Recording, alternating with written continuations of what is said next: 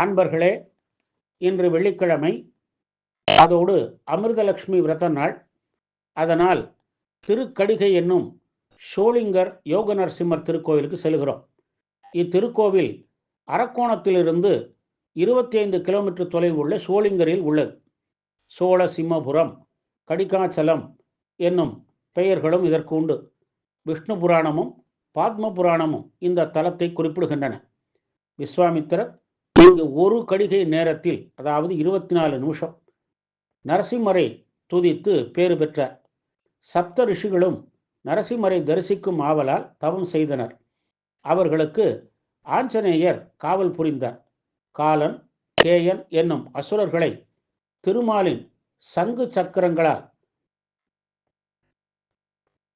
ஆஞ்சநேயர் அழித்தார். சப்த ரிஷிகளுக்கும் ஆஞ்சநேயருக்கும் நரசிம்மர் தரிசனம் தந்தார். நரசிம்மர் ஆஞ்சநேயரை தமது முன்பு அமர்ந்து யோக நிலையில் காட்சி தருமாறு கூற ஆஞ்சநேயரும் அவ்வாறே சன்னதி கொண்டார். இங்கு கீழே உற்சவரும் மலைமேல் மூலவராகிய அக்காரக்கனி எனப்படும் யோக நரசிம்மரும் அமிர்தவல்லி தாயாரும் அருகில் உள்ள சிறிய மலையில் சங்கு சக்கரங்களுடன் ஆஞ்சநேயரும் அமர்ந்துள்ளனர். இங்குள்ள தக்கான் குளத்தில் நீராடி ஒரு மண்டலம் பெருமாளையும் ஆஞ்சநேயரும் வழிபட்டால் தீராத நோய்கள் குணமாகிவிடும். இங்கு வாழ்ந்த தொட்டாச்சாரியாருக்கு காஞ்சி வரதராஜர் கருட சேவை தரிசனம் தந்தார். கல்வெட்டுக்களில் சோழசிங்கபுரம் என்று இந்த ஊர் பெயர் குறிப்பிடப்படுகிறது. பட்டினப்பாலை இந்த பகுதியை கடிகை கோட்டம் என பேசுகிறது. ராமானுஜர் நியமித்த 71 சிம்மாசன அதிபதிகளில் இதுவும் ஒன்று. துர்வாசரால் சாபம் பெற்று புத கிரகம் இங்கு பாண்டவ தீர்த்தத்தில் நீராடி வழிபட்டு சாபம் நீங்க பெற்றனர். வைணவ அடியார் எறும்பியப்பா வாழ்ந்த தலமும் இதுதான். பேயாழ்வாரும் திருமங்கையாழ்வாரும் மங்களாசாசனம் செய்த தலம் இது. ஸ்ரீமன் நாதமுனிகள், திருக்கட்சி நம்பிகள், மணவாள மாமுனிகள், ராமானுஜர் ஆகியோர் வழிபட்ட தலம் இது. 1500 படிகள் கொண்ட மலையில்தான் யோக நரசிம்மர் சன்னதி கொண்டுள்ளார்.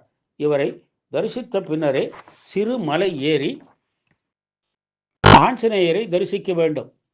இனிப்பே உருவாகிய வெல்லமே மரமாக பூத்து காயாகி கனியாகி நமக்கு கிடைத்தால் அது அக்காரக்கனி.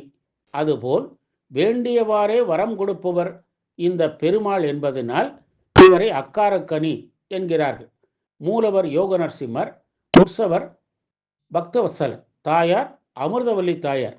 மலையின் மீது 1 ஏக்கர் பரப்பளவில் 200 அடி நீளம், 150 அடி அகலம் கொண்ட கோவில் இது.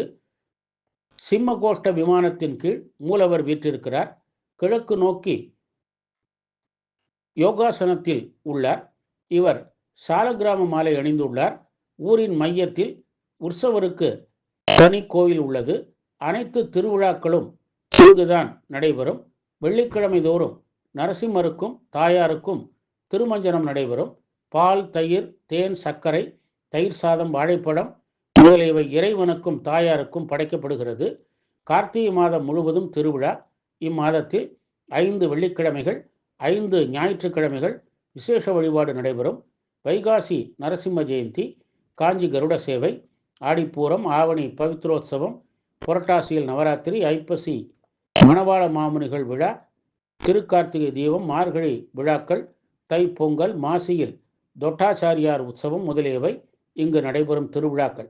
கண் மூடிய நிலையில் உள்ள நரசிம்மர் கார்த்திகை மாதம் கண் திறந்து அருள் பாலிப்பதாக ஐதீகம். தாயார் அமிர்தவல்லி அண்டி வரும் அடியார்களுக்கு நற்பலன்களை அளிக்கிறார். நல்லன எல்லாம் ஒரு நாழிகையில் அளிக்கும் ஷோலிங்கர் அமிர்தவல்லி தாயார் உடனாய யோக நரசிம்மரை வணங்கி நல்லருள் பெறுவோமாக. ஓம் நரசிம்மாயா, ஓம் அமிர்தலட்சுமியே நமஹா.